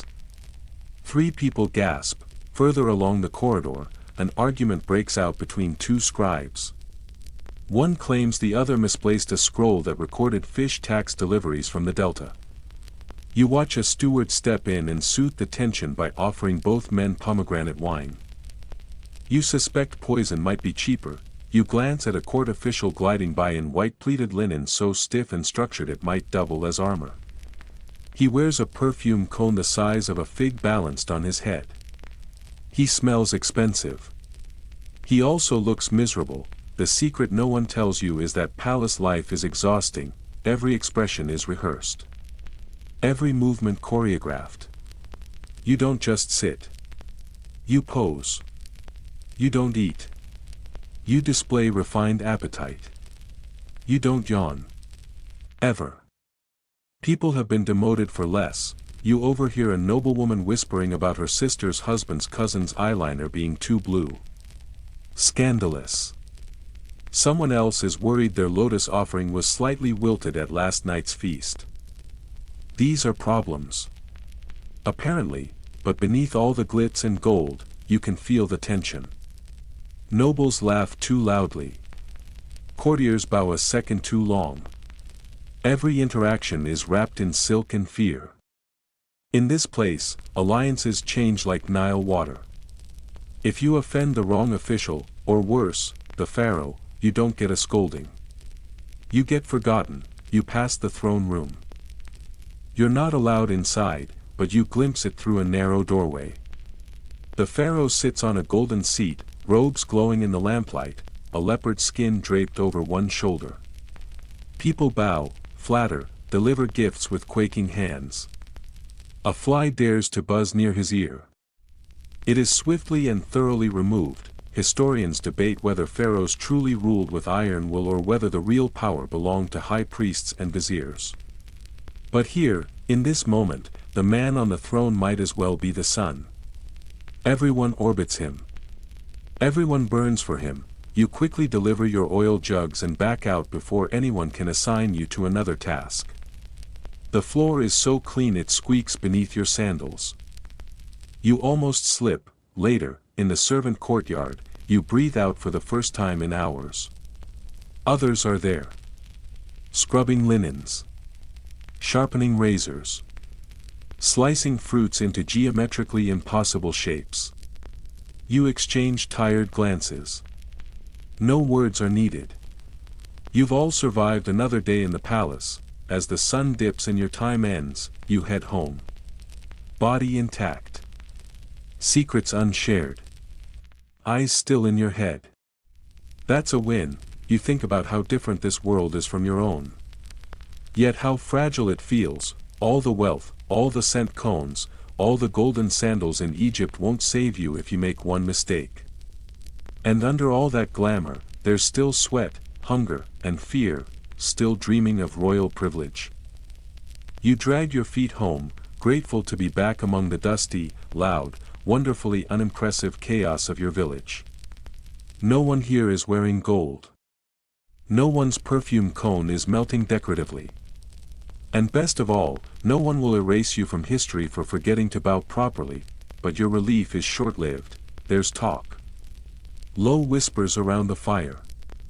Someone passed away in the next district. Not just anyone, but a respected elder. That means the family is preparing for the most important, most delicate, and most surreal ritual of all, mummification, and you're invited to help. You don't say no. Partly because it's an honor, partly because you're morbidly curious, and partly because your neighbor has a way of insisting that makes refusal feel like a curse waiting to happen.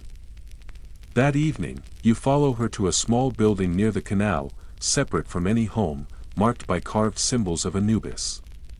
The jackal-headed god of the dead watches from every surface, protector of embalming and funerals. The body is already prepared, laid on a stone slab. The air is thick with incense, myrrh, natron, and a strange, cloying stillness. A priest stands nearby, face painted, voice low as he chants words that flow like the Nile. They sound ancient, rhythmic, and entirely outside your comfort zone. Mummification isn't just science.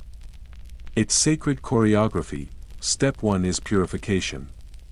The body is washed in palm wine and Nile water. You assist carefully, trying not to flinch. This is someone's father. Someone's storyteller. Someone who once thrashed the village boys in Senate, the local board game. Next comes the part you've heard about but never seen. The brain, a hooked tool, thin, curved, and horrifying, is inserted through the nostrils. With a gentle but revolting technique, the brain is coaxed out. You look away. You hear the squish. You immediately regret everything. Historians debate whether this step was symbolic or hygienic. Either way, the result is the same. No brain means no chance for second thoughts. Then come the internal organs. The stomach, liver, lungs, and intestines are removed through a careful incision on the left side of the abdomen. They're washed, dried, and placed into canopic jars, each protected by a different deity. Happy the baboon guards the lungs. Duamutef the jackal takes the stomach. Kabasanuf the falcon protects the intestines. Imsidi, with a human face, watches over the liver. You whisper the names like a litany, as the priest wraps each organ with care, the heart is left in place, unless it's been deemed unworthy. In some cases, it is removed and replaced with a stone scarab etched with protective spells.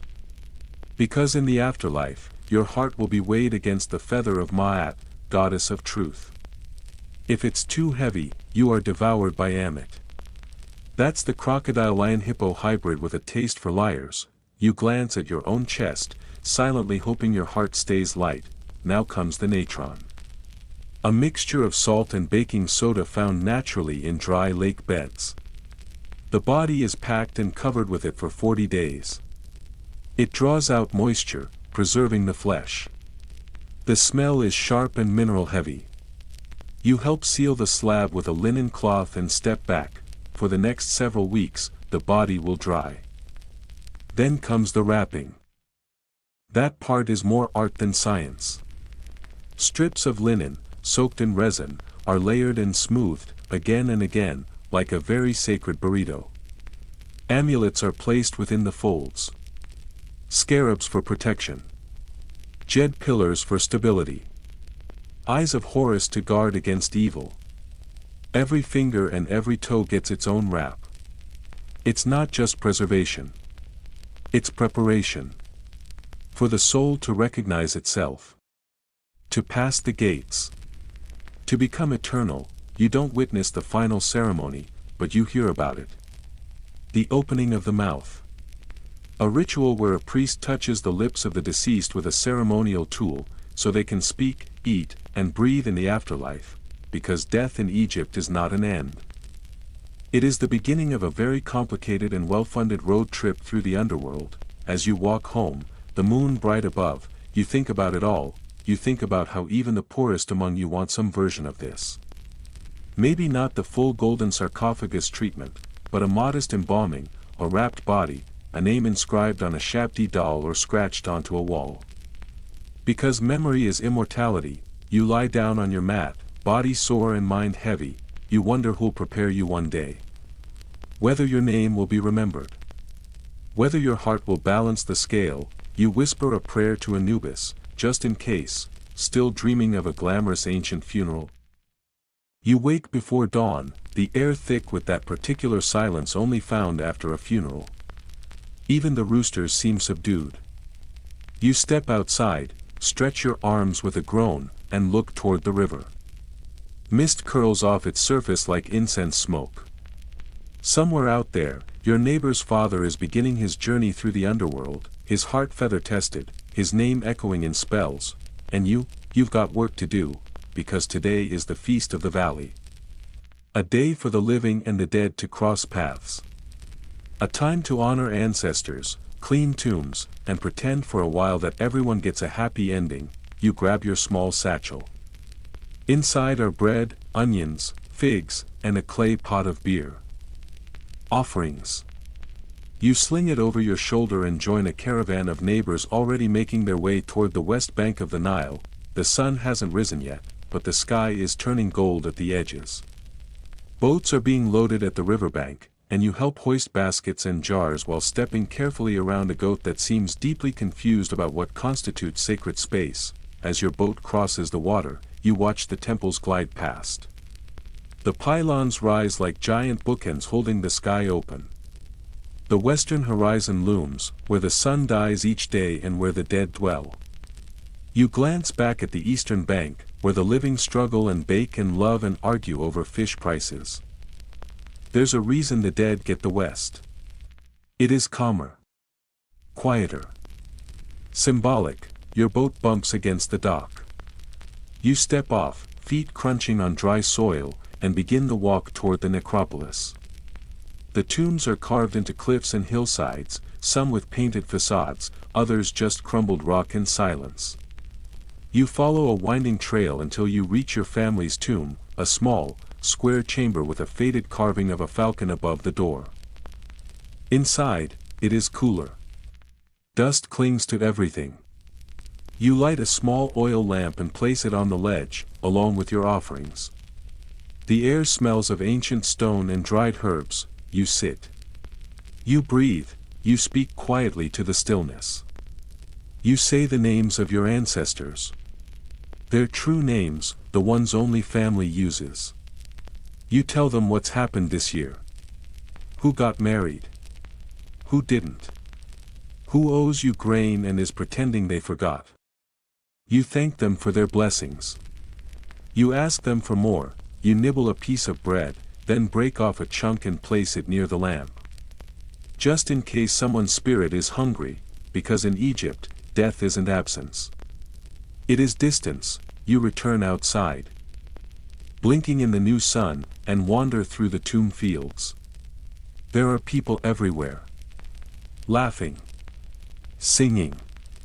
Pouring beer into the earth. Children chase each other between stone markers while priests recite litanies in the background. It is solemn, yes, but also joyful. The line between memory and celebration is thin and golden here, and as you sit under a fig tree and sip warm beer, you remember the beliefs drilled into you since childhood, that the dead live again when their names are spoken.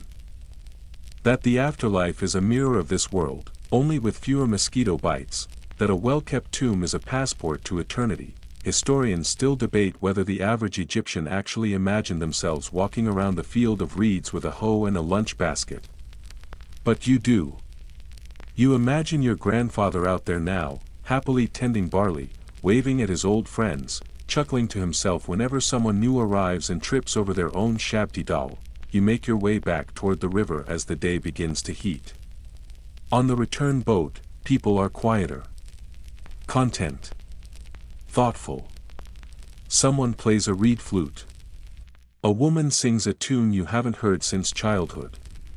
It wraps around you like gauze. Back home, the village is slow. People nap in the shade. You lay out the leftovers from your offerings and share them with a neighbor. You watch as a child ties a tiny scrap of papyrus to a beetle's back and declares it a message to the gods. No one stops him. It feels right. That night, as stars begin to scatter across the sky, you lie down on your mat and feel something unfamiliar, peace, not the kind you beg for in temples or trade for in markets. The kind that comes when you remember who you are and who came before you. That you are dust and sweat and breath. And so were they. And still are, still dreaming of eternal rest. You wake slowly, not to shouts or roosters or the scraping of clay pots, but to something quieter.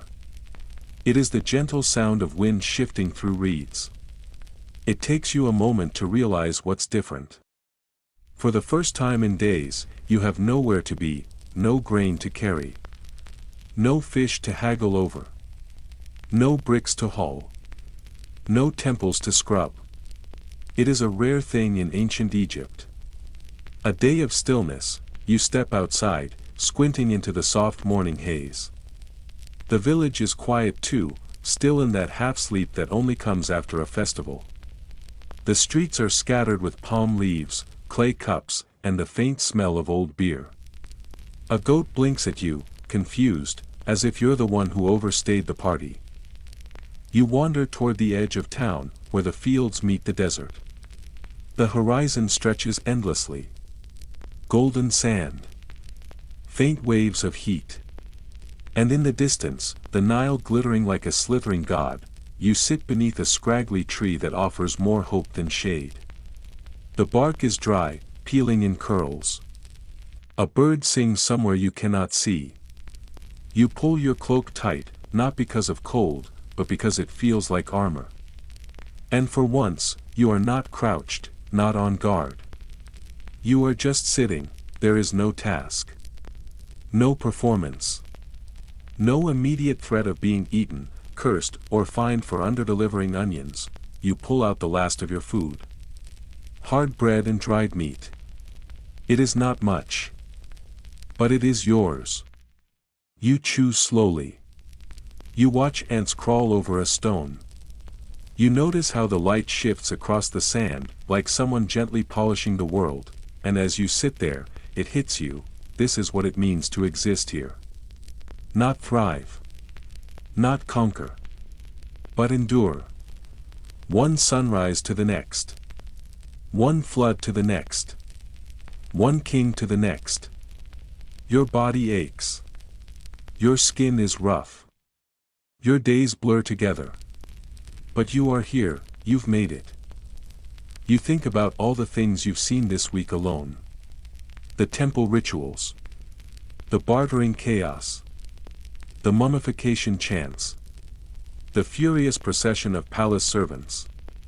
And somehow, you've kept up. Even if just barely, historians still debate what life really felt like for ancient Egyptians. How much of it was toil versus joy? Ritual versus survival? But none of that matters now, because here you are, sitting beneath a tree. Watching a river. Eating what might be a very old figure. And no one is chasing you, you take a long breath. Feel it settle deep in your ribs. Let it out like a spell, not a prayer for power, not a plea for favor, just thank you. The sun climbs higher. The birds keep singing. And for a brief, golden moment, the world holds still around you, still sure you'd last a day in ancient Egypt. Wind down, you are tired now. The kind of tired that stretches from your eyelids to your bones. The stories, the dust, the rituals. They are fading into the back of your mind, like dreams that drift just out of reach the moment you wake. Let them, let your breath slow.